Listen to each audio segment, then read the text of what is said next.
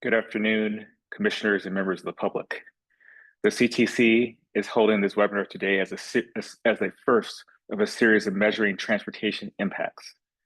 The Commission recognizes that there are a number of modeling tools used during the project development process, and as an initial step, this webinar will dive into the use of travel demand models during the development of long-range regional transportation plans that are required by state and federal law. This is an opportunity for commissioners to ask questions as we hear about this step in the planning process that eventually informs project development. Ultimately, projects that the Commission approves are required to be in these regional transportation plans. This ensures that an individual project's influence on the larger regional system has been considered and accounting for. With that, we will hear presentations from Clint Holtzen, Planning Manager from SACOG, Antoinette Meyer, Senior Director of Regional Planning, and Bhagirav Sana, Manager of Regional Models from SANDAG. Then we will open it up for public comment and then commissioner comments. But first, I'll ask Justin to provide instructions. Thank you, Chair.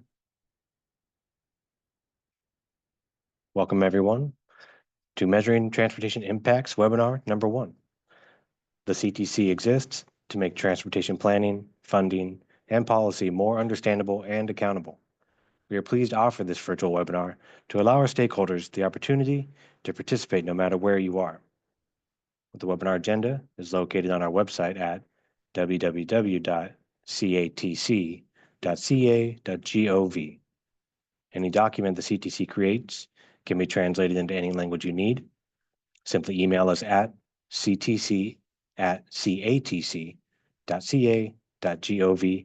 and we'll have them returned to you as quickly as possible. Live closed captioning is available on this webinar. Please select the Show Captions tab at the bottom of your screen. There are a number of language options available there to choose from. American Sign Language translation is being provided on this webinar. You should see the translators on your screen. For all our webinars, we encourage interaction with our stakeholders. There will be opportunity for questions and comments at the end of this webinar. For those attending via Zoom, you should see the webinar control panel likely located on the bottom of your screen. There you will find the raise hand and Q&A tabs. We encourage you to use the raise hand feature as soon as we reach the public comment item to give the system time to acknowledge you. Commission staff will let you know when it's your turn to make your comment. Alternately, you may use the Q&A tab to submit your comment or question. Commission staff will read that on your behalf. As a reminder, each registered attendee is provided a unique link or phone number to access the webinar. These should not be shared with other participants, and this can create confusion for staff when making comments. Do your best to be concise, and please make sure that your comments add new information. If you agree with the comments of a previous speaker, simply make that statement. Thank you all for joining us today. Thank you, Justin. And now we'll hear from Clint Holtzen with SACOG. Thank you very much. Clint Holtzen, I'm the planning manager here at the Sacramento Area Council of Governments. And I'm just going to walk through a little bit of kind of the how and the why we use our travel model, some of what we do to make sure our travel model is a reasonable model. It's telling us accurate information about what is happening in the world or what may happen in the world. And then a little bit about what comes out of the back end of the model that we use in our long-range planning process. Go ahead and jump to the first slide. So why do we use the travel model?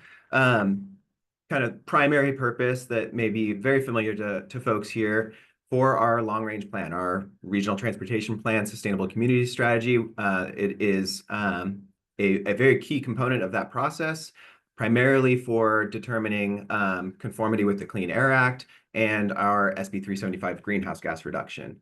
Next slide. But it does do a lot more than that. We use the model both in our planning process, but also in our implementation processes and looking at development proposals in comparison to our long-range plan. So it has a life during the plan and after the plan cycle. And really, these models are really great for filling in gaps in real data because you can't see exactly what's happening on the system at all times. And so these models help us understand regional travel patterns in a much more fine-grained way. Next slide. So we also make our travel model available to all of the cities and the counties, transit operators, consultants in our region. It is free to them. They come and they will use it to do their own impact analyses on general plans, EIRs, even project level analyses. And our model is very popular among kind of that cohort because we are constantly updating the model. We're bringing new features into it. It is updated with each regional plan update. And so it always has the most current forecast for population, for land use pattern. And so we make it available to the region for free for all of these different purposes. Next slide. And so how does our travel model work? I won't get into the details here, but just very high level. We develop a series of land use inputs, and I'll talk a little bit about those. It runs off, we need to give it a sense of population, what we're going to expect coming into our region in terms of population, in terms of demographics, and then of course the transportation network. Jump to the next slide. So on the land use side, we do our land use planning at a parcel level, and this doesn't happen in the model. This is something that we may do in GIS, or we have a separate piece of software called Envision Tomorrow, where we are looking at what is on the ground today. And then we are also making assumptions about what is going to be on the ground in the future as part of our plan. And this is housing types, different residential densities, employment types. And so it's all those different purposes, the purposes of the built environment. You can jump to the next slide. But without knowing kind of who is using that environment, who are the workers, who are the people living in these homes, it doesn't tell you much. And so we also have to develop a population projection. And this isn't just how many people are coming to the region or how many people are living in the region. We also need to understand demographics, because those have a big impact on how people travel and travel patterns. Next slide for just an example of that. So this is data from our current plan, just to give you an illustration of how demographics might affect travel. Nuclear families have been on the decline, and adults living with roommates are kind of an increasing share of how people are using the housing, how people are living in our region. And people travel different based on these different kind of demographic characteristics. We're also a region that is getting a lot older, much like a lot of California. And that is also changing the way that people think. And so we'll carry these trends out into the future. And that helps us understand how are people traveling today, and then how might people interface with the built environment and the transportation network into the future. Next slide. And so how do we know our travel model is reasonable? This is kind of an ongoing continuous process of calibration and validating. Essentially, what we're doing is we're looking at observed data, whether these are coming from household travel surveys, traffic counts, big data sources, and what we use those both to calibrate our model, to make sure that it is sensitive to changes, but also to validate. So if we can run our travel model and see similar results or the same results as what we're actually seeing in observed data, that's a very good indication to us that yes, your travel model at a regional scale is accurately telling you what is happening in the world. And so this, in addition to kind of using the data sets that we have access to for doing this, because we make our model available to member agencies, to the consultant community, that also creates a big feedback loop to us on new features that might need to be incorporated into the model, or also if they're seeing at different scales, if they're starting to see the model not operate or predict things effectively. That is always a good feedback loop for us. And so this is a continuously updated process. It isn't just a model that sits on a shelf that we break out every 4 years for these plans. We're constantly working on improvements, validations, making sure that the model is reasonable. Next slide. And so what comes out of the back end of the model is stuff you'll all be pretty familiar with: vehicle miles traveled, congestion, accessibility. Accessibility here, what we're referring to is, from any particular household, what can you get to within 30 minutes of your household, either in a car or in transit, walking and biking, right? And so it gives us an idea of what kind of access people might have depending on where they live or where they work to the things that you would need to get to on a daily basis. And it also gives us an idea of how people choose to travel. Are they going to be more likely to jump onto transit if transit is nearby and available and gets them to where they need to go? And so we get mode share is an output of the model, as is the distance and purpose, because these are activity-based models. I think San Diego will talk a little bit more about what that means. But we're also looking at, are people using the transportation system to get to work, to get to school, to get to a park, grocery shopping, all of the things that you might do in your daily life. These models are predicting that travel behavior and the trip purposes. Next slide. And so coming out of the back end of the model, here's just an example of how we might use those outputs in our planning process. So this is just a crude map of our region. And the areas in green are people living within a mile of a transit stop, tend to drive less than people that are living beyond that a mile of a transit stop, a difference of almost 6 miles. And so that tells us a lot about how we might want to plan the built environment. If we're trying to reduce VMT and reduce greenhouse gas emissions, we may want to look to investments to help folks that don't have access to a transit stop. Do we want to invest in transit in those areas? Or when we're looking at our land use patterns, do we really want to reinvest in some of those areas that have the lowest VMT in the region? And there are trade-offs there because there's not enough resources to do everything. And so these models really help us identify where should we prioritize our investments, where are we going to get the most bang for our buck in the objectives that we are really caring about. Next slide. This is a similar example. Instead of looking at the transportation network and access to transit, this is looking at the built environment and mix of uses. So places where in green, where we have a higher density of mix of uses. So you've got your parks, your groceries, your grocery stores, your schools, job centers, and housing. We're not talking strictly vertical mixed use, but horizontal dense use, the prevailing pattern and underlying land use. People that are in areas that have more things close to them tend to travel shorter distances on a daily basis. And so this is just another kind of a crude way that we're looking at a 30,000 foot level where we might want to prioritize our investments in our long range plan. Next slide. So I mentioned at the top, 2 of the primary purposes of these travel models in the long range planning process are to look at emissions under the Clean Air Act, as well as our greenhouse gas emissions under SB 375 in California. And I'll kind of walk through how this system works if you'll jump to the next slide. So I mentioned on the inputs to our travel model. So we will develop a land use projection or a land use forecast. Where are all of the homes and jobs going to be located out into the future? Our current plan is going out to 2050. So we're building a prediction about where we can grow from now through 2050.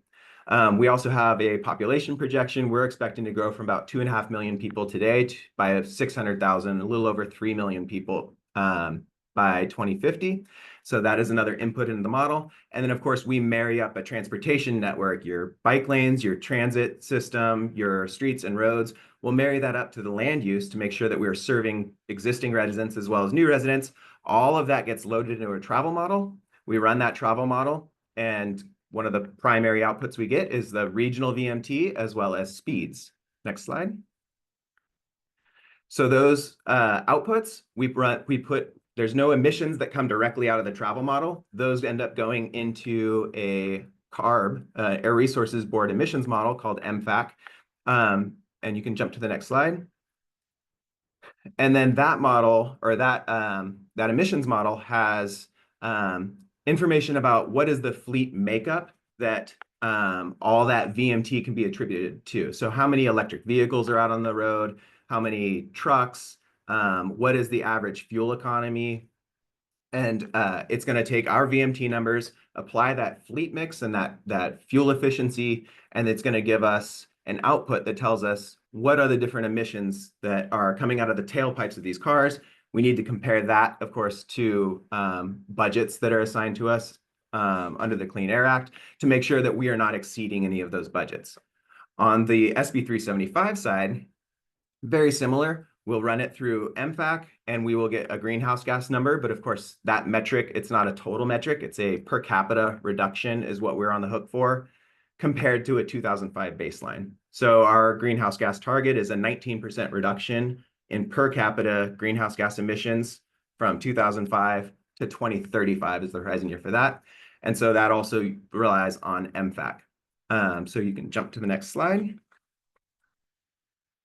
And then, of course, it's not just for emissions. We use this travel model for a whole variety of things, from looking at access to jobs, which I talked a little bit about, goods movement, equity. If you want to jump to the next slide really quick.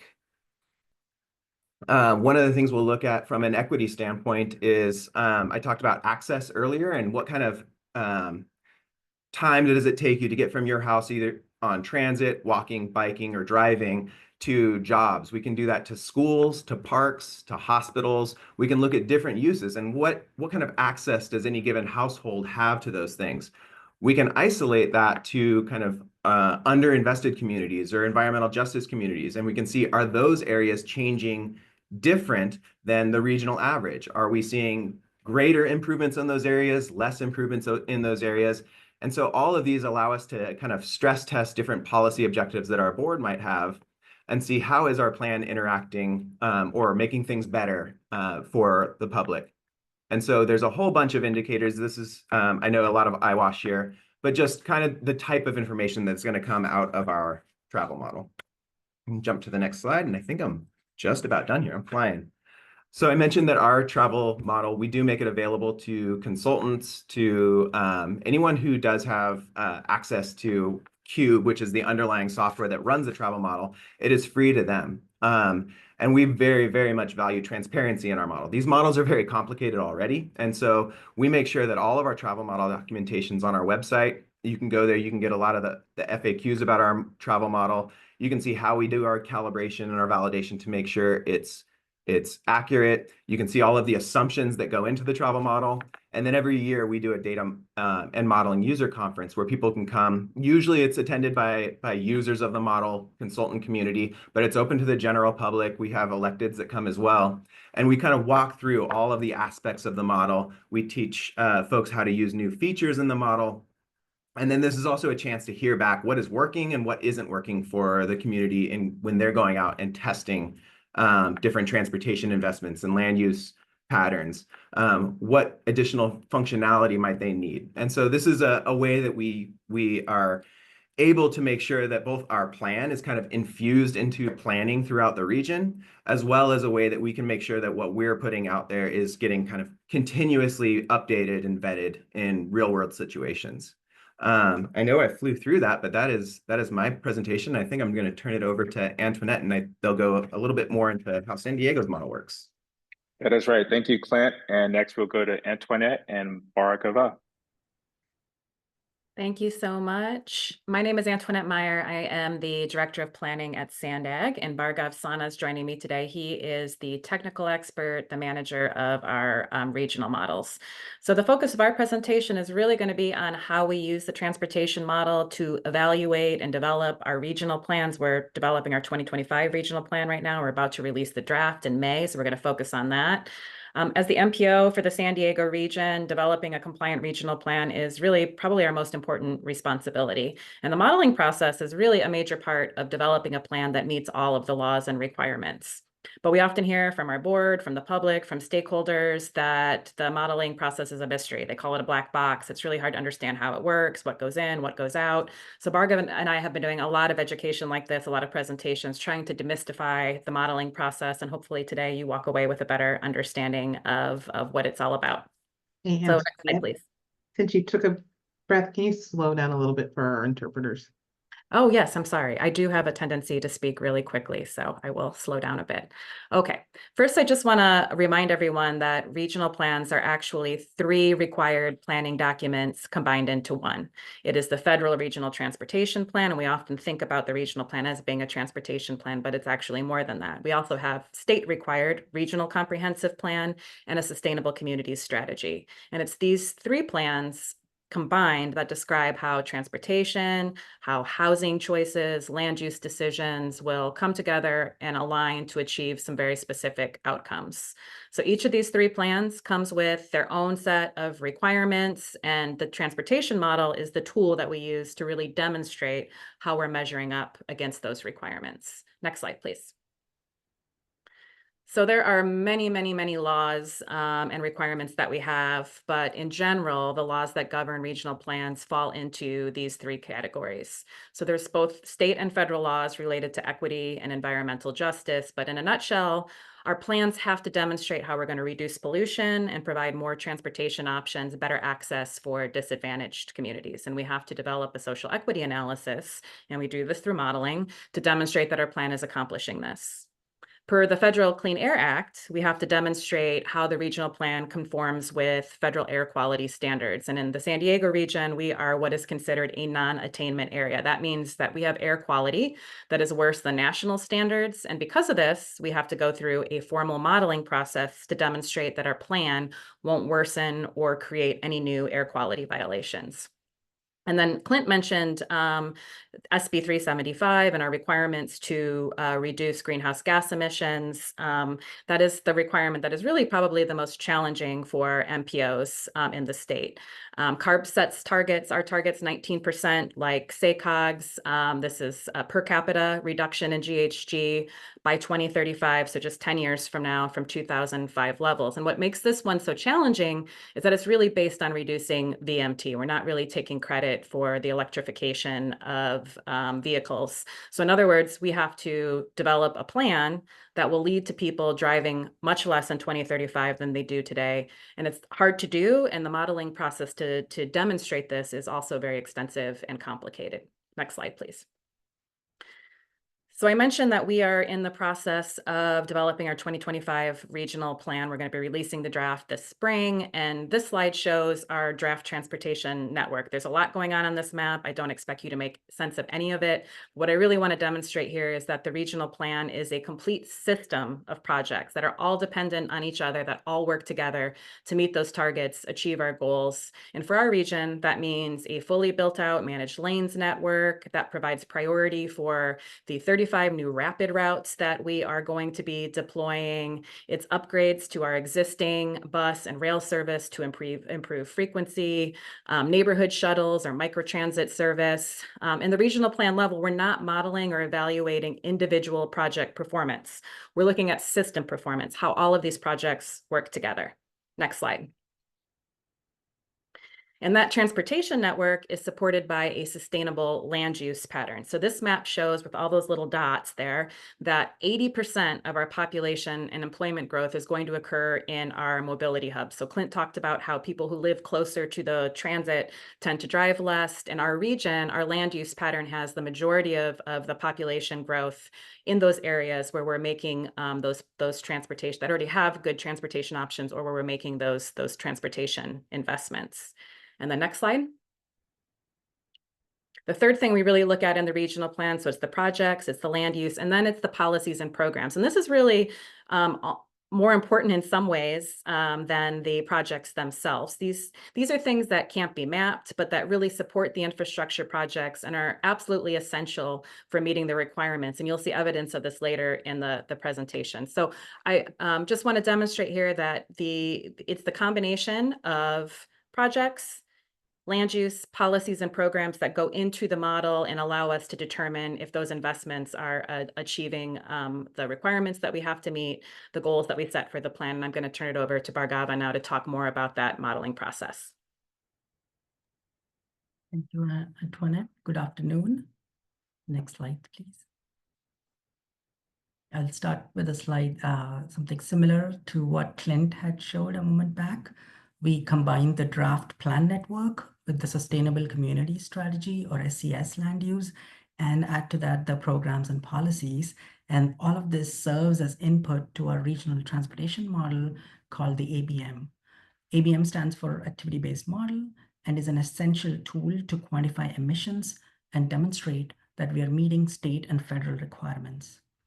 Among other things, ABM predicts traffic volumes and speeds on the road network, which are input into another tool called emission factors, or MFAC, that calculates the emission levels of various pollutants.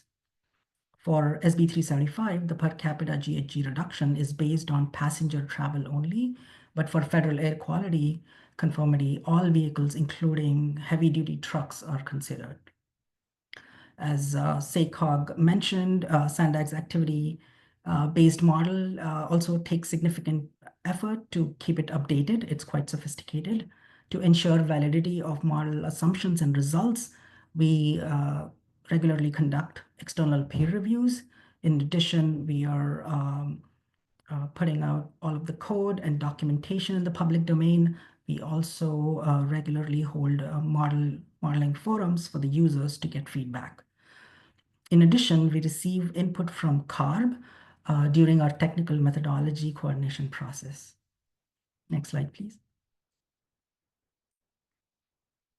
Let's take a minute to understand the ABM. Why is it called the activity-based model? It works on the principle that travel demand is derived from the need to pursue activities. Think about your daily routine, dropping kids at school, going to work, running errands. Every trip you make is driven by an activity. That's the core idea behind an activity-based model.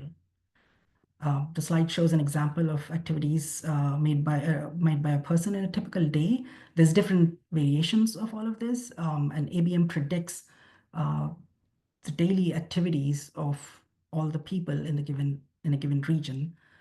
It predicts where they go, when, why, with whom, and perhaps more importantly, how they get there, what mode of transportation they use.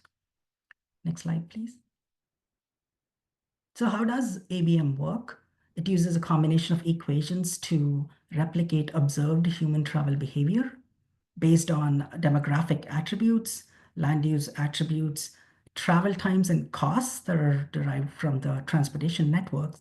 These equations predict activities and other travel choices. Using the daily travel itineraries, we can get a list of all trips that are undertaken in the region.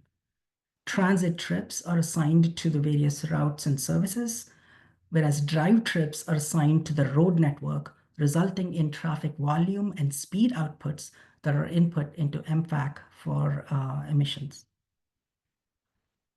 We can also derive a whole bunch of other performance metrics, such as mode split, average trip length, vehicle mile travel, or VMT. And because the outputs are so detailed, we have the demographics as well as what trips people are making that enables us to calculate equity-related performance metrics really well. Next slide, please. Let's take an example of travel mode choice, which is perhaps the most important component of the model. Here's a hypothetical person. Lisa is a 50-year-old woman who lives in the city of La Mesa. They have 2 cars, and she needs to get to work in downtown and has 3 choices. She could drive, take transit, or bike. So what affects Lisa's mode choice decision? The primary determinants are travel times and costs. For driving, it's about 25 minutes. If you take transit, there's a light rail that takes about 50 minutes, and biking is about an hour. Whereas the cost for driving, we'd have to consider the auto operating cost along with parking. For transit, it would be the transit fare, and biking doesn't have a direct cost.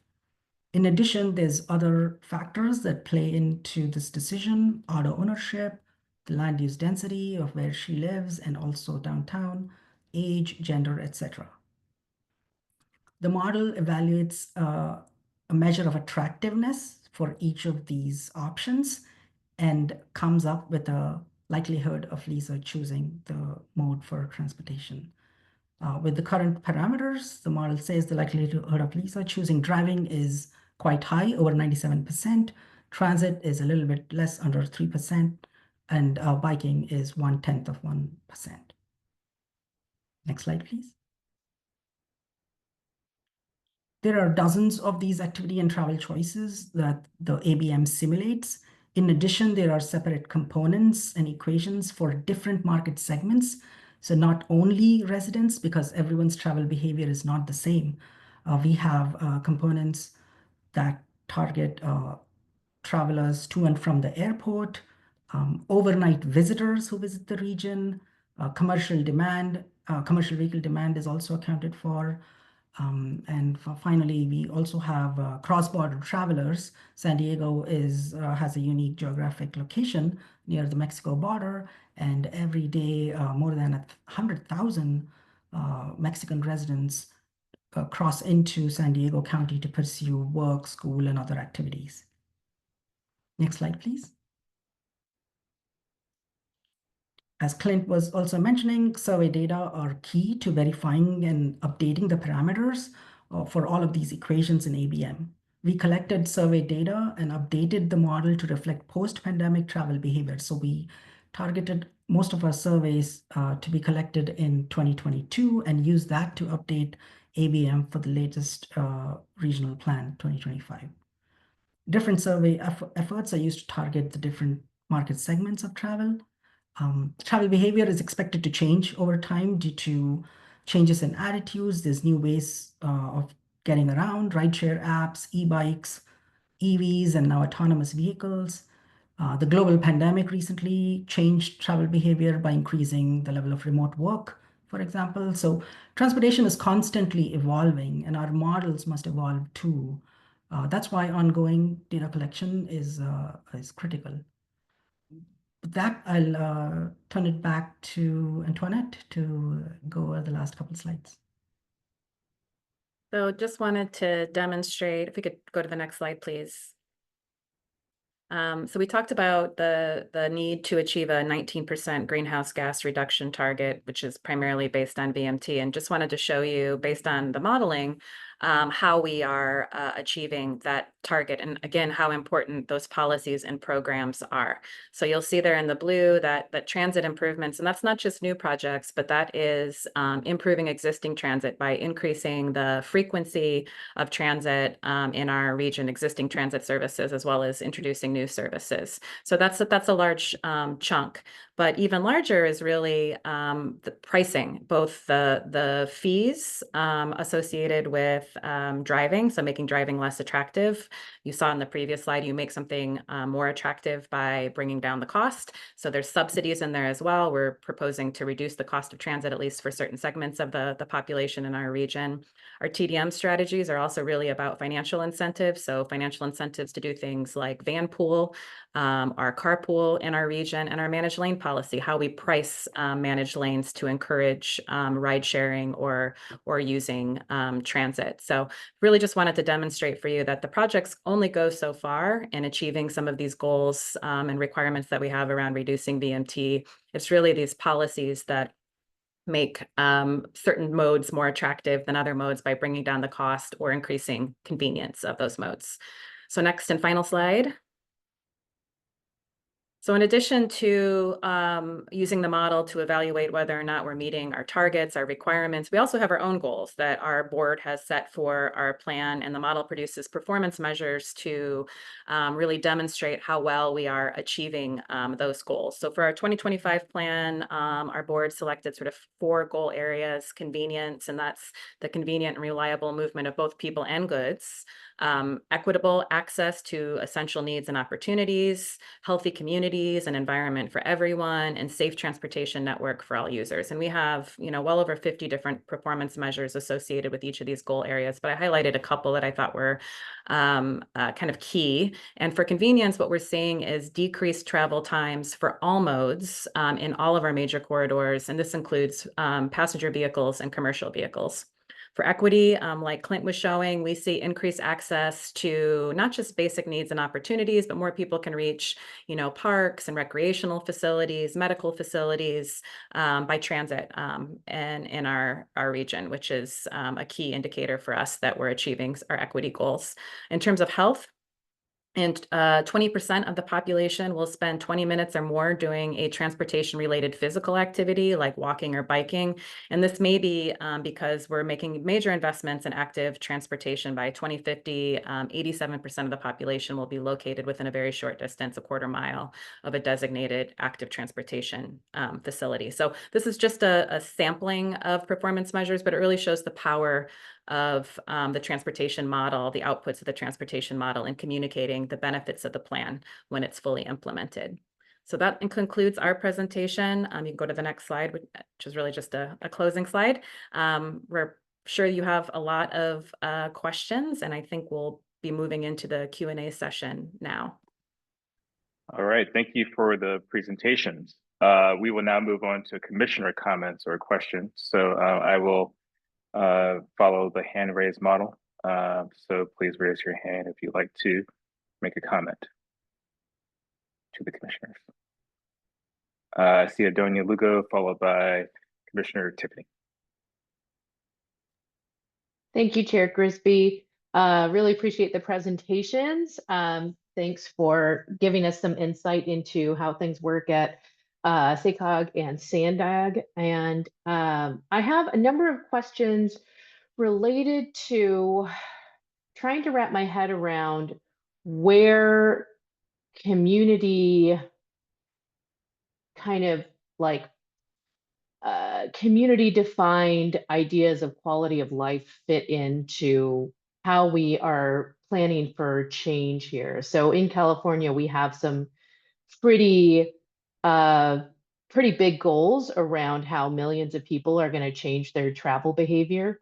And I am someone who has a background in active transportation and strongly believing that more people should be able to benefit from the good feeling that you get from being able to bike and walk and use transit to meet your needs. And one of the things that's been hard for me to grapple with over the years, living in Los Angeles, is the reality that many of my neighbors don't share that vision for how a good life is with mobility and travel in Southern California. There is a continued belief that being able to drive is the best way to do things. And so I'm kind of wondering, how do we take that into account? How do the cultural and social attitudes around what constitutes a good trip get factored in here? So, perceptions of safety on public transit or biking, there was the example shown from SANDAG of a hypothetical woman, I think her name was Lisa, thinking about, the things factoring into choices for her travel mode. But I didn't see personal safety listed as one of those things. We talk about the risk of vehicular violence in terms of, having bicycle facilities as a way to protect people traveling by bike. But how do we take into account these other kinds of ideas? I know here in Los Angeles, we really struggle with a public perception that our transit system is not safe. And certainly that must drive demand for staying behind the wheel. But how do we take that into account? So all that social and cultural stuff that is actually pretty important in how people are trying to create good lives for their families. Do we have ways of bringing those kinds of factors into these models, or are they kind of left aside because it's just a very different sort of data? Take a crack at that. I think as part of our plans, we do a lot of outreach, which will only get to part of your question. And in the outreach that we did for this plan, we actually extended the time we were doing our plan. We got legislative action to add an additional 2 years to our planning cycle this cycle, so that we could go out and do a lot more outreach. So we were able to get to about 6,000 residents in our region. Typically, it's a quarter of that when we do these plan updates. And the two top things that came back when we heard from residents were safety as a top concern. And that wasn't safety just on the roadways, right? It was safety, feeling safe waiting at a transit stop, feeling safe riding transit, feeling safe on my bike, walking. And then affordable housing was the very top concern for folks. And the way that we address those things, it may not be such a modeling exercise. It really is about kind of the programs that we use to implement our long-range plan. So one example of how we incorporated it into our planning, the model is one tool that we use in our planning, but we also worked with a consultant group, this time UD4H, Urban Design for Health, to look at, okay, as people change their travel patterns, if they are taking more active modes, what kind of benefits, what kind of health benefits might accrue to society from that and to the individual? How many additional minutes a year or a month might a person be getting in 2050 if we're able to deliver on the promise of 1,000 miles of connected trail in our region, transit that right now we've got transit, I think 15-minute service transit is accessible to something like less than 5% of households in our region, but we have a plan to try to make that 20% of households. And our travel model will pick up people's propensity to, yes, I'll hop on transit if it's convenient and safe and accessible. That's what the model can predict. But the model can only predict that if we're able to back that up with the types of investments and programs that help folks. So a program that we have here is we have transportation demand management programs, where if you do take a big concern for parents with kids in school is, if I take something other than my car and my kid needs to get out of school, how do I get to them? Well, we do guaranteed rides home, and we're trying to look at a way that we can do guaranteed ride home, not just within specific corridors, but region wide, so that if you ride your bike, how can you get back, right? And so I think the travel model is going to be limited in its ability to pick up on cultural shifts and things like that, but you have programs that can be focused on education, on making things safer. Your investments need to make sure that they're not just paying attention to, yes, we put a sidewalk here, but that sidewalk has lights, that transit stop has a shelter over it so you can be shaded from the sun, right? There's many different investments that you need to make to realize the promises that you're making or predicting with your travel model, but it's not all just a modeling exercise. Hopefully that helps answer your question. Great. Yeah, Would anyone else? Okay, I- go right ahead. I would just Sorry, say similar to Clint, we also do a significant amount of outreach in addition to all of the data that we collect. And we also hear a lot about safety, particularly when it comes to active transportation. And that led us to really expanding our regional active transportation network in the plan. And by doing that, the model reflects an increase in ridership. I shared one of the performance measures around 20% of the population getting, activity, their daily activity and exercise through transportation. Active transportation, right, in the future. So that's how the model kind of responds to those investments. But to Clint's point, you also need, and I said this a number of times in my presentation, those programs, those policies, those incentives to really support the infrastructure. So we have TDM program. Even our TDM team not only provides incentives to take transit, but we also have like a buddy program. So to help you get over that fear of taking transit, somebody will go with you that first time or a couple of times on transit to help you through all of those kind of scary things about, how do I get on the bus? How do I put my, how do I pay? All of the questions that people have that may keep them from wanting to take transit. And, the model can't necessarily pick those things up, which is why we do this sort of separate effort to really understand people's preferences, what drives their decisions, and what would help them overcome some of those barriers and build that into the plan as well. Bhargava, did you want to get in as well? Yes, just wanted to add, I agree with what Clint and Antoinette are saying about the model, about how there are some limitations. The example here could be perception of safety. The model does well if we are able to quantify that and forecast that easily, then they are able to enter into our equations. But there is research done about quantifying perception of these things, and we are trying to bridge that gap between research and practice. However, there is a catch-all parameter in the model for these attitudes and perception-related factors, and with the regular updates using survey data, the model is supposed to capture some of that, if not all of that. Thank you. Commissioner Tiffany. Thank you. Just following up from Adonia's question, I had a similar question. I'm curious, how do you factor in the issue of time? It seems to me that's got to be a major part of the decision. And I mean, in the example you gave of Lisa, there was, I think, only maybe a 5-minute difference between transit and driving, which you'd hope to think, most people would make that trade-off. But obviously, if it's a 20 or 30-minute difference, then time is a significant factor in quality of life, how much time you have with your kids before and after work, that kind of a thing. So I'm just curious, how does that factor in?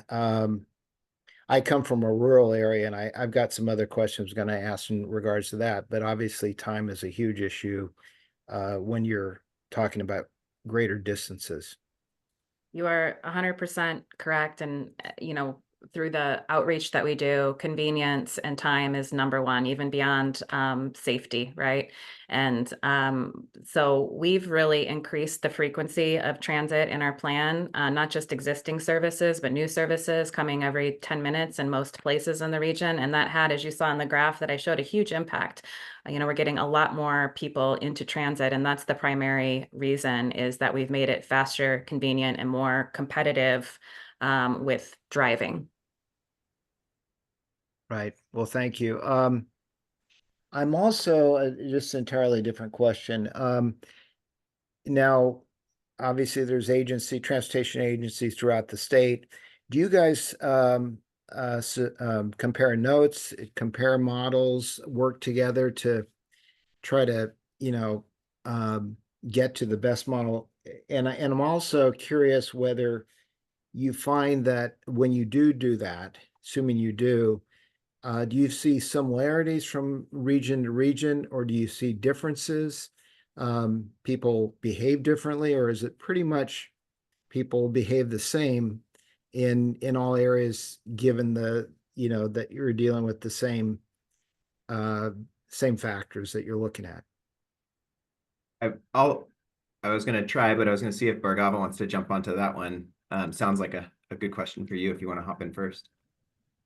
Oh, sure. Thanks, Clint. We definitely do coordinate across MPOs in California and also other MPOs across the country.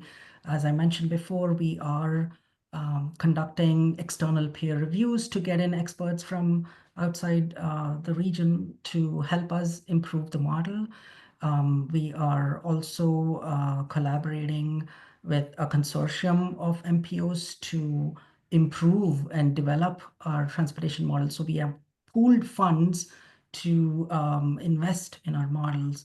And just the second part quickly is we do see differences from region to region. Again, there's just so much that is going on with these people making these choices, the built environment, where you are, what are the options, and what are the travel times, but also, as people have noted, attitudes and perceptions. So we have to take those into account while developing our individual models for the region. Even though the framework that they share is similar, we are conducting our own surveys and doing our own calibration validation exercises to match that much better for each region. Thanks, Clint. You can go ahead. And I just add just a little bit on the kind of do we see the differences? Yeah, we absolutely do see differences region to region. I think Sacramento and San Diego, opposite ends of the state, but also we have a lot of similarities. But if you compare maybe Sacramento to the Bay Area, in Sacramento, we're 75% unurbanized, right? Open space, working lands, agriculture, that's by land area. If you look at all of the kind of development that is planned in general plans that are kind of going way out, right? General plans and specific plans are, this is what we want to be when we grow up. But our plans have to kind of, well, what are we going to be by 2035 or by 2050? And you're certainly not going to build out most general plans in just the next 25 years. And so if you add up all of that capacity for growth, we've got 3 to 4 times the capacity for growth than we have what we're actually expecting by 2050. And so it's really kind of the built environment and how that growth occurs that is going to have the really, really big impact on travel behavior. People might act the same, but if the built environment is different around them, they're going to act very differently, right? Someone that lives up in Yuba City, a more kind of a rural town in Sacramento, is going to act very different than someone who has access to all the amenities you have in downtown Sacramento. They may not want the same things though. And so our plans also need to kind of factor in, well, what does density and mixed use and transit and active transportation look like in a rural community versus what does it look like in downtown Sacramento, where you might be able to more successfully deploy micro mobility, bike share, scooter share, right? And so there's differences in the built environment that are going to have the really outsized impacts on how people interact with their transportation system. Yeah, and your comments there segues into a couple of my final questions. One is, can a model like yours or the San Diego model really properly address a very rural area? Again, I come from a rural area, or there's, for that matter, much more rural areas in Northern California where you have much larger distances. You really don't have transit options, unfortunately, in many cases. So it sounds like it does have the flexibility to be able to handle those kind of situations. And I'm curious whether you say you share these models. Do you share them with some of the smaller rural counties that don't have the resources to build their own models? Absolutely on the SACOG side, we do. Ours is free to any of our jurisdictions. And for some of the smaller ones, we've got some that, they're mostly contract staff. They don't have professional staff actually employed at the city or the county. And so for those, we'll often lean in more to help them. Like if they're trying to do some planning, we'll actually lean in and operate the travel model for them, or we'll work with their consultants so that they can still get all of the benefits that maybe a larger jurisdiction that has a full in-house staff that can use this they don't need as much assistance, I guess. But the travel model absolutely can pick up on the differences between rural travel and kind of more urban travel. It's really the inputs into the model. So if we're trying to plaster a bunch of high frequency transit into a small community, that transit's unlikely to be used because it's not connecting to things, or it's not going to compete with the automobile for getting you to where you need to go as quickly. And so we have to tailor the type of investments that we're making. So from a rural community, you might look at more commuter service getting into a job center, or you might look at on-demand or lifeline transit service, as opposed to really high frequency service is going to be underutilized. And so it comes down to what are the investments you're making into an area, and then the model's a pretty good indicator of how will those investments be utilized by those people. Okay, my last question, and then I'll stop talking.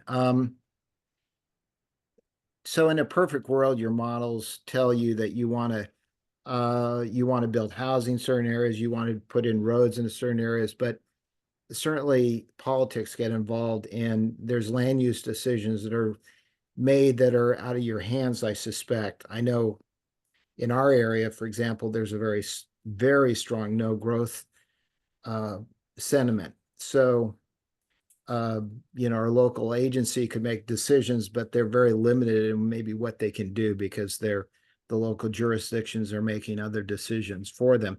So anyway, I'm just curious, how do politics how do land use decisions that are being made by different cities, municipalities in your counties, how does that impact your model? Or can you factor that in?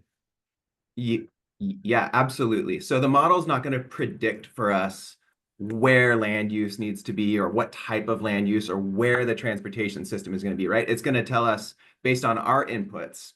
We will decide through our process, where do we want to concentrate growth, and what kind of growth, what kind of housing. Those are all inputs into the model, and then the model tells us, well, here are the outcomes if you go that direction, if you make this choice, or if you make this investment choice.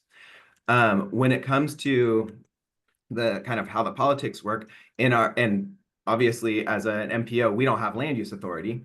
And this is a little bit different in San Diego, but in Sacramento, we don't build projects. We have very little funding available to projects. We're about 7% of all of the funding that gets spent in the region. And so all of our assumptions that go into our model about land use and about transportation, they are coming directly out of local plans. So local specific plans, general plans, transit overlay zones, all of the different things that you would have authority as a city or a county. We take all of that, and nothing in our plan is inconsistent with that. It is a phasing strategy instead, right? So if your general plan says this is commercial and this is residential, our plan respects that. But if your specific plan says, hey, we're going to have 40,000 new homes and 60,000 new jobs here, well, you're probably not going to have that in just the next 25 years. It takes decades for these communities to fully mature. And so what our plan might do is say, okay, well, in the next 25 years, you're likely to realize maybe 4,000 of those homes, and jobs typically come later. So you might only see 2,000 jobs. You're not going to yet see your regional mall in this area, or you're not going to see the elementary school yet in that area. And so our plans are looking at how do you phase all of this collection of local plans such that we're meeting regional and state and federal objectives. So that's a kind of a high level response to your question. I don't know if Antoinette, you want to add to that? Yeah, I would just add one thing. I think, Clint, your description of the modeling process is good. There's always a lot of confusion, and I think a lot of folks think that the models are like scenario planning tools, and they're really not. They take days to run the model, so it's not like we can make little tweaks and test it and see what the impact is. It's really not intended for that purpose. But in terms of land use, we don't have land use authority, but the difference in the San Diego region is we have a lot of incentives to encourage smart growth. So we have our TransNet half-cent sales tax, and part of that is funding for local jurisdictions, and we use that funding to create grant programs, and criteria to, be eligible to receive that funding is that your land use patterns are really consistent with the regional plan and smart growth principles. So we can't control land use, and politics still get in the way, but with those incentives, it certainly helps to drive land use planning decisions that are really consistent with the regional plan and the SCS. Okay, Yeah, I great. think I just Thank want you. to stress on one point that Clint made, which was the model doesn't actually tell you what to do. What it does is, if you have a certain land use growth pattern, or if you invest in certain transportation or transit infrastructure, what's going to happen to VMT, mode share, emissions, those and the performance metrics. That's how we use that. And then if we get feedback about how to tweak some of those, we go back and run the model as Antoinette was describing. So you can run some different what if scenarios to help guide, hopefully, land use decisions, ideally. Yes. Yeah. Okay, thank you. All right, Vice Chair Paul Kun. Thank you, Mr. Chair, and thank you, Antoinette, Bhargava, and Clint for participating and helping us get smart on these, what you all do. And that's basically where my questions are coming from. A lot of it's been asked by Commissioner Tiffany. But just to kind of, just to inquire a little bit more about the modeling, and Clint kind of, sort of mentioned the vastness of regions. It could be argued that some of our regions, including San Diego, could be, a small state in itself. And so it's very diverse. And utilizing a model to cover a region with, multiple different land use hubs, and the makeup and topography and social economic makeups of these communities, how do you reconcile a model for one region as diverse? And San Diego is just one example, right? We have many major large swaths of communities within regions in California. So just from my knowledge, expanding my knowledge, I'd appreciate that addressed. I think Bhargav can probably. Sure, yeah, and I can maybe piggyback on something Clint was saying earlier, as you know, people are making trade-offs and they're not super different. We have extracted out the essence of that decision making in terms of, hey, how much time does it take? How much does it cost? And then the built environment itself. What are the options? How close are some of the activities I want to pursue are? And that's where we are able to encapsulate all of that behavior into our equations. We are seeing how people with kids versus people without kids, they are in different kinds of households, different neighborhoods. How are they trading off differently? And we update the parameters to capture that good enough so that we can reflect, as Clint was earlier saying, the observed conditions, but also how would they react to certain projects and policies through these inputs, through these things that they would use to trade off travel times, costs, etc. I would just add one thing. You know, Bhargav showed a slide of all of the different data that we collect, and that's really, you know, helping to calibrate the model and inputs into the model.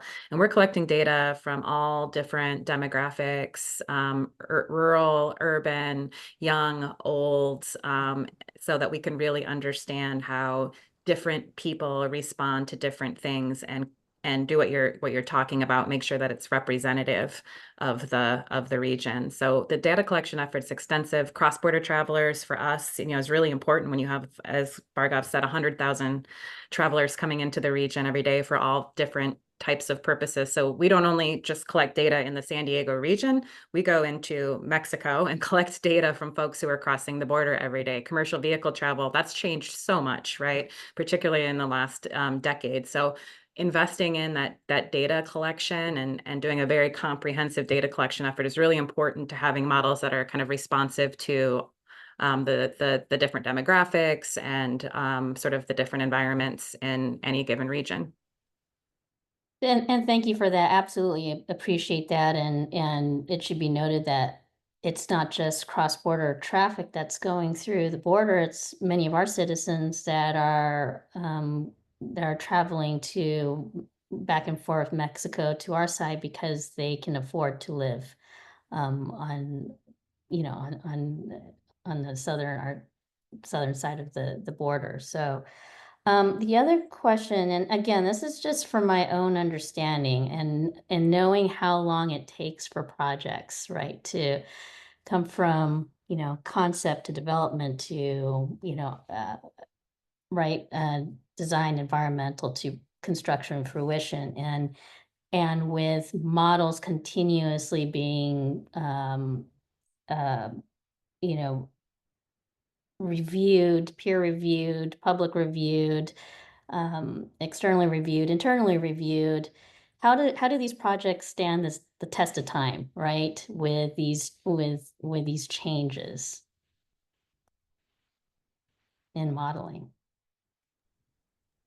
Well, I think we're having a discussion right now that's really related to this, and that, you know, we have a sales tax measure, Transnet ordinance, and there were very specific projects listed in the ordinance. Many of those projects were widening projects that we don't necessarily need anymore based on the data that we have. So that's presenting a little bit of a conflict, because the data and the model is showing that the congestion levels aren't going to be what we expected them to be, you know, 30 years ago when that measure was passed, and therefore we don't need to be expanding the roadways to, you know, address the congestion. We also have new requirements and state laws that we have to meet that don't allow us to do the same types of projects that we did in the past. So I think you raise a really good point, and the transportation models, I think, are really helpful in those conversations, right? Because it helps us to make informed, data-driven decisions around these topics that are, you know, highly political and challenging to have. So our plan now, the projects, we're still investing in all the major corridors that are in our Transnet ordinance, but the types of projects that we're investing in are different and they meet the needs that we're seeing today versus 30 years ago. Thanks. Appreciate it again, everyone. May I ask a quick follow-up Right. question for Antoinette? Antoinette, can you talk a little bit about the update cycle of the plans as well, and that refresh that happens when you update them? Yeah, every 4 years we update the plans, and one of the requirements we have is to update the plans based on current assumptions and data. And so I think it's good that we're doing that because things do change, and we need plans that are responsive to those changes. The pandemic was a big one, so we did much more data collection than we would normally do with every plan cycle because travel patterns had changed so much, both commercial vehicle and passenger vehicle, telecommute, and so we invested a lot in data collection this time to make sure that we were using the most current information to determine the scope of the projects in the plan.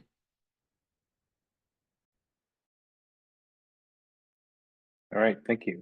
We will now move to public comments. We have a 2-minute limit for each commenter. And we will start now. How are we doing this, by the way? Are we doing it, yeah, through hands? So raise your hand and we will call upon you with a 2-minute limit.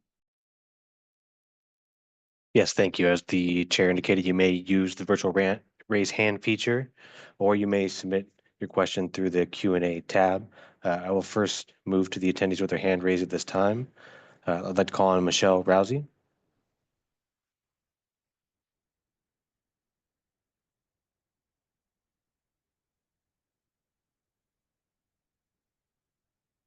Michelle, I see your hand lowered and then raised back again. You're free to comment. Thank you, Justin. My name is Michelle Rousey, member of the EAC.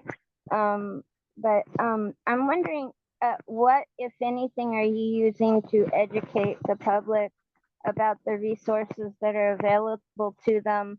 And is that part of this research and that you developed with this measuring of the transportation needs?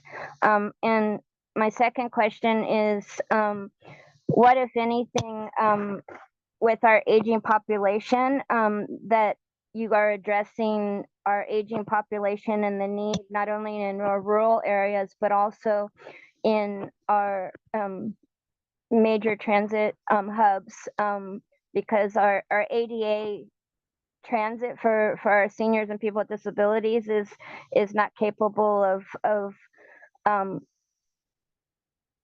it's just not good enough for what we need and we're going to need over the next 20 years. Thank you.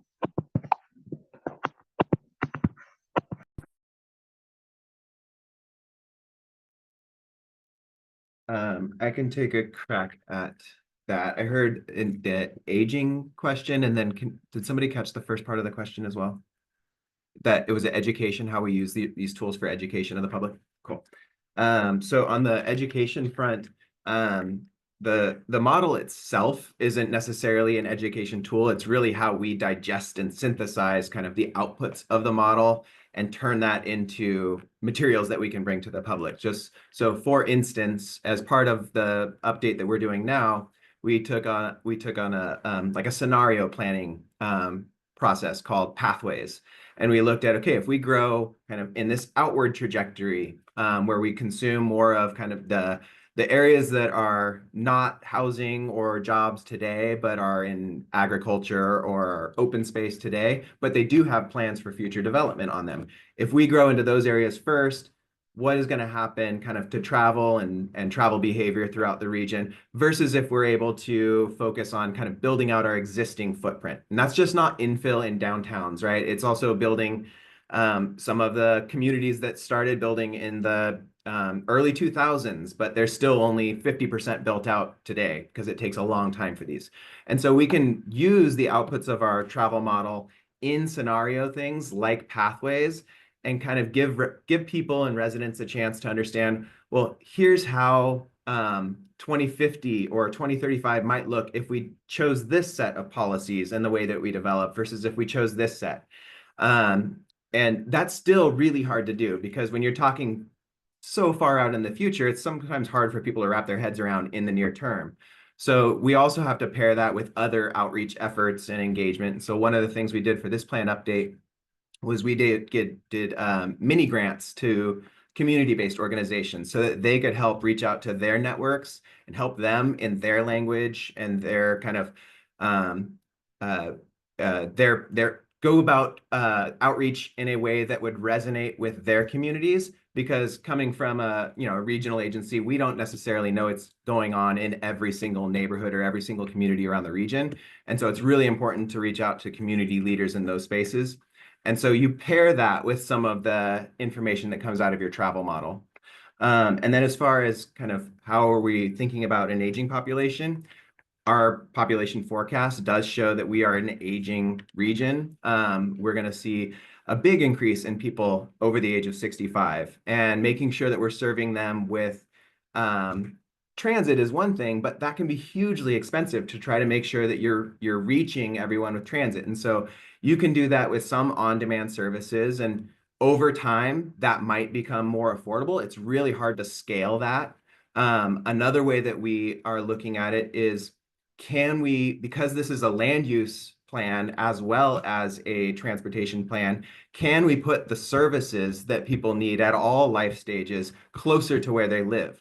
Because we're doing an employment and a jobs forecast as well. So can we make sure that there are hospitals and social services and parks and things like that that are in proximity and close to and accessible to people as they age? And so we're looking kind of across disciplines. How do we serve them from a transportation standpoint? But also, how do we make sure that the things that they need are just closer to them? And so that's generally how we address some of the aging in our plan. It's the same for the San Diego region. I just add, Clint said he gives mini grants to CBOs, community-based organizations. And at Sandag, we actually contract with, we have almost 20 community-based organizations that we contract with throughout the life of the plan. And they do a lot of outreach on our behalf, making sure that we're hearing from and getting input from communities that don't normally participate in the planning process. And that's essential. That's huge. In terms of like seniors and people with disabilities, I heard you say ADA. We're also, at the same time that we're updating our regional plan, we're updating our coordinated plan. And the coordinated plan is like the regional plan for specialized transportation and transportation for people with disabilities and seniors. And for the first time, we did focus groups and a significant survey of that population to understand the unmet needs. And we're wrapping that into the regional plan as well. I agree with Clint that the transportation model itself is not directly an educational tool, but what comes out of it, the performance measures, we are trying to communicate those to during our outreach process. For example, we have a whole bunch of charts and maps that show how people's access to important things like retail, park, higher education, healthcare facilities, how are they improving, how are they getting better by the different modes? And so definitely using those outputs to educate people on the positive impacts of the regional plan.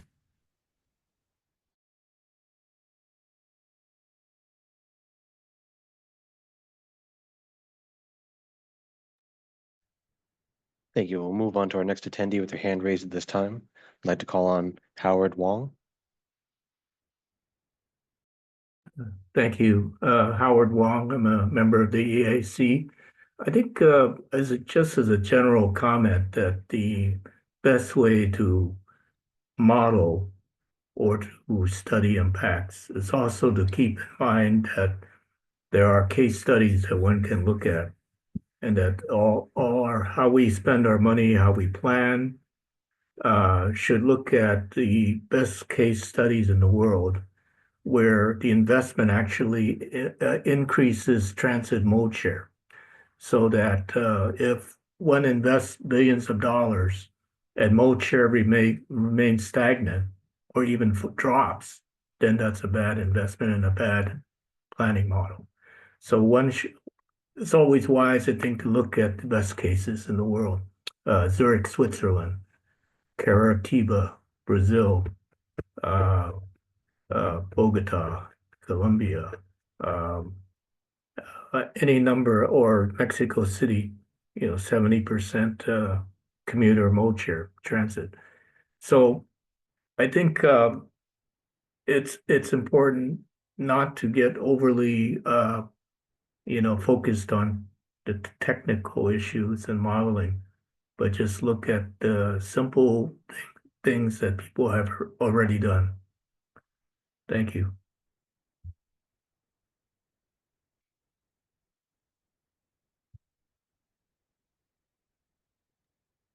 Quickly to respond to that, we definitely take into account case studies and previously published literature to ensure that the model is responding in a reasonable way to the policies and projects.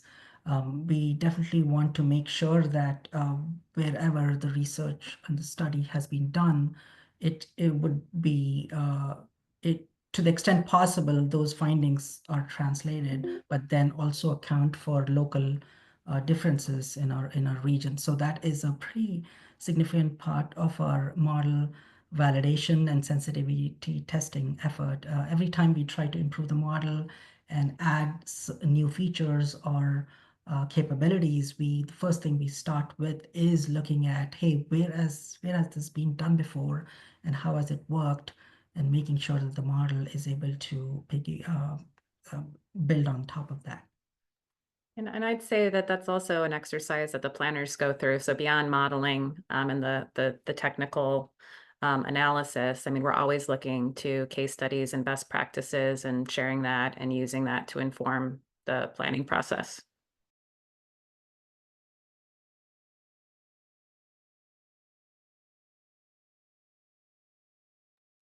Thank you. Up next, we have Thea Selby. Thank you so much. Hi, Thea Selby. I work with transportation agencies and also nonprofits. I'm one of the co-founders of Voices for Public Transportation, which is trying to get regional funding for transportation, and really appreciate this webinar, really helpful. In my work, though, working with transit agencies, I actually do a lot of marketing. I do marketing, communications, and outreach for transit demand management. And one of the things I'm having a really hard time finding for the Bay Area in general is I think it's been mentioned before, but what actually works. So for example, I have worked on many programs of guaranteed ride home for a variety of different cities in the Bay Area, but they don't seem to be metrics of success. There don't seem to be any way for us to say, this really is working. And Howard's point of, yes, if the mode share shifts, and maybe you can say it works, yes, it's not exactly, causation, but certainly it could be correlation. But I'm just wondering, two things. I have two questions. The first question is, how can we get more data out there about what really does work? And the second question is, we're working on a series of, in another project of summits throughout the Bay Area to try and get us to think about a regional transportation vision. And again, it doesn't seem all that easy to find any data after COVID. And so I'm really appreciative that you're looking at this now, but I'm just wondering in general, is there a way, because I think education is so important to actually move the needle on moving people from, their single occupancy vehicles, and how can we make it more transparent, more evident, more available to people, what works and the data in general? Thank you. Yeah, I can't speak on behalf of the Bay Area, but in San Diego region, TDM's my background. Actually, I spent more than a decade running the TDM program at SANDAG. So I'm with you. I agree that outreach, education, marketing, incentives are really important. That the projects themselves don't do everything without that, right? But we do a lot of data collection with the employers that we work with. Our TDM program is really focused on, working through employers to reach commuters, to get the information out there about what the modal options are and what incentives exist. And then we do a lot of data collection to really demonstrate the success of those outreach efforts. And we do use that. You saw TDM was actually one of the contributors, in the bar chart that I showed on how we're reducing VMT and GHG and meeting our SB 375 target. And the TDM program was part of that. And that was really based on the data that we collect from our own program, what works well with our program. And that has to be approved by Carbon, our technical methodology. So that's not, we do a lot of the TDM stuff off model because some of it can be, calculated and quantified on the model, but some of it just can't, to your point. We do that off model, and we have to really collect a lot of information and data to be able to do that. I don't know, Bhargav, if you have anything to add. Sure, I think it's a great thing that Thea has raised. We as Antoinette said, we have to allocate sufficient resources for collecting the data to monitor how it's worked, and then just to address the question of, hey, how do we try and put more of this out there? I think that there might be state agencies who have already been taking the lead, like CARB and Caltrans, who do fund a lot of this research and publish in their websites.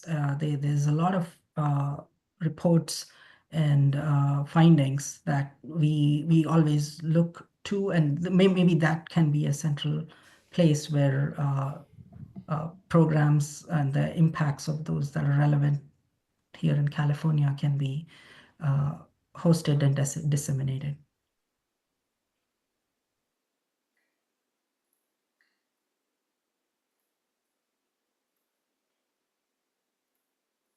Great, thank you. I will now move to the written comments that we received during this time.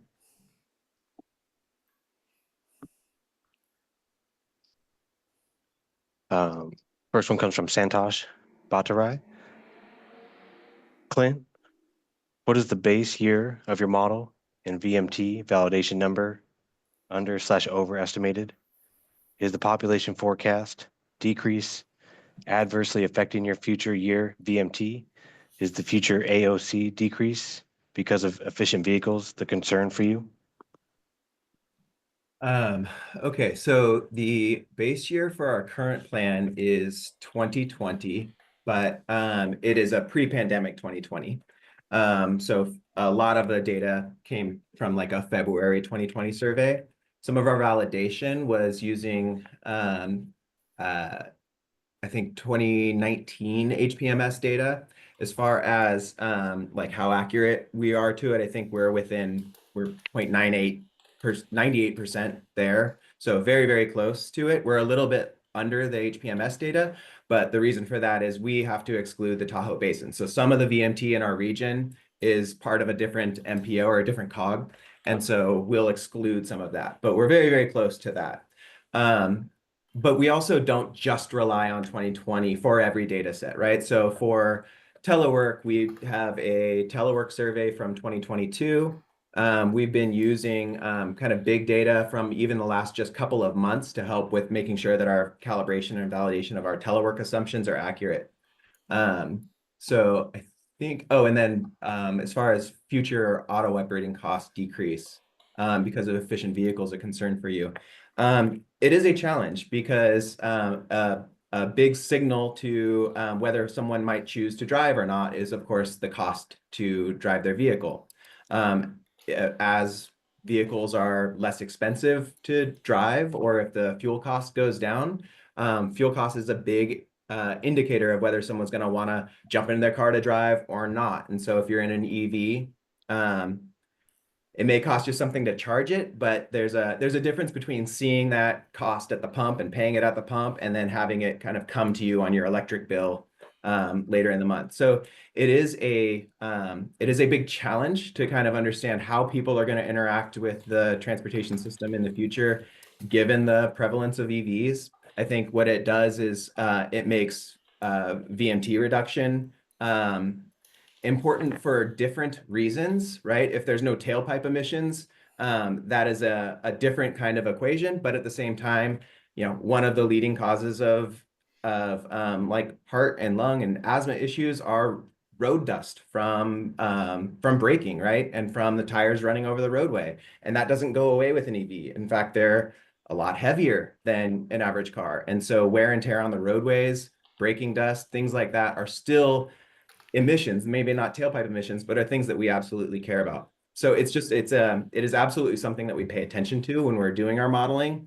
And just the prevalence of more fuel efficient vehicles doesn't necessarily forgive the kind of, we still need VMT reduction, right? It may not be the same level of importance for NOx and greenhouse gas emissions, but it is important for a whole host of other reasons.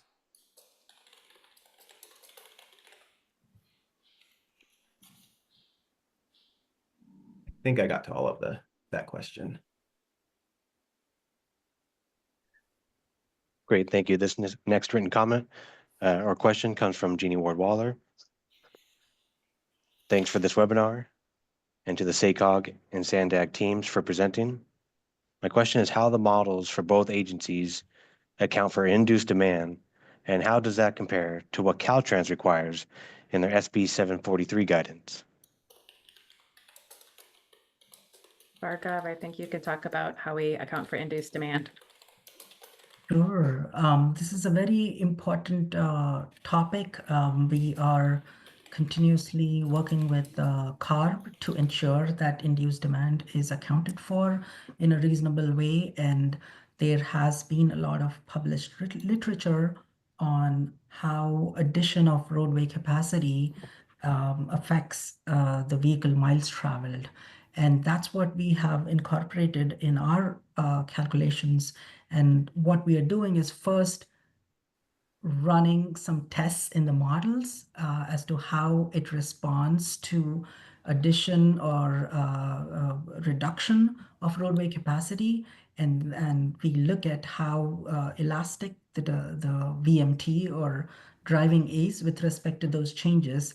And if that falls short of what is expected in terms of induced demand, we adjust that off the model and add an adjustment that is making up for that difference. And this is something that is very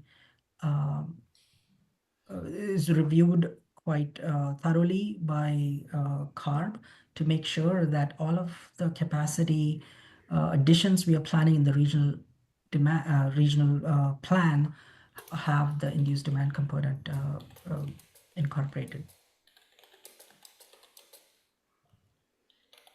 To add just maybe one, just kind of, I think interesting point about just the way that the NSCS versus maybe a singular project where you might be looking at potential induced demand impacts.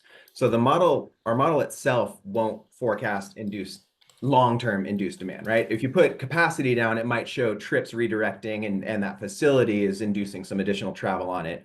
But then there's also the long-term induced demand that you get from adding a new lane to, say, a highway that is going to maybe induce some land use change down the line. And then a big difference between these plans, these long-range plans, and maybe a single project is we're also pairing these plans with a land use and population forecast. And so it's a bit of an iterative process. We don't just plop down a transportation network on a really tight land use pattern and call it good, right? If there are projects that are moving through the pipeline that, hey, you know what, this project is opening up a new area, or it is providing access. Now you got a 15-minute trip to downtown. We look at what plans are for development in that area, and then whether they help or hurt on VMT. If that project is happening, we don't close our eyes to it. We will model the land use around that project. And so there's an iterative process that's trying to capture, okay, it's not just you build the land use and then you build the transportation network. The land use actually does have feed off of a transportation investment, right? And so we will build that land use, those set of assumptions into our plan. And then, of course, our plans are cut off in time, and sometimes these effects take a long time to occur. And so if we're looking at, you've built something in 2035 or 2030 or 2025, it may take 10 years or 15 years to see the land use response to that, to really see that, that induced travel start to happen. And so what we'll do is we'll look at, okay, well, we built this, here's our land use strategy, but it's likely that we're going to see some additional development in this area happen because of this project. We'll build that into, say, the later years of our plan. You'll see that land use project come online.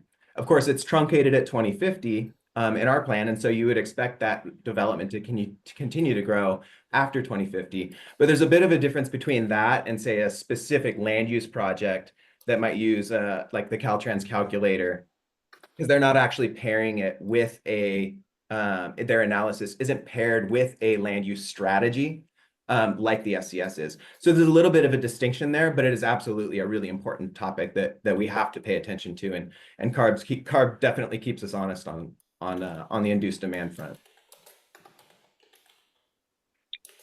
All right, thanks so much. We want to thank all of our participants today, including our speakers, commissioners in attendance, and the public. We appreciate this opportunity to learn about how the process undertaken by regional agencies and why the travel demand models are so important. At a future webinar, the Commission plans to hear about transportation impact analyses during the California Environmental Quality Act process. Please stay tuned for those announcements on that follow-up webinar, and thank you again, and have a great evening. Thank you. Thank you. Thank you. Yeah.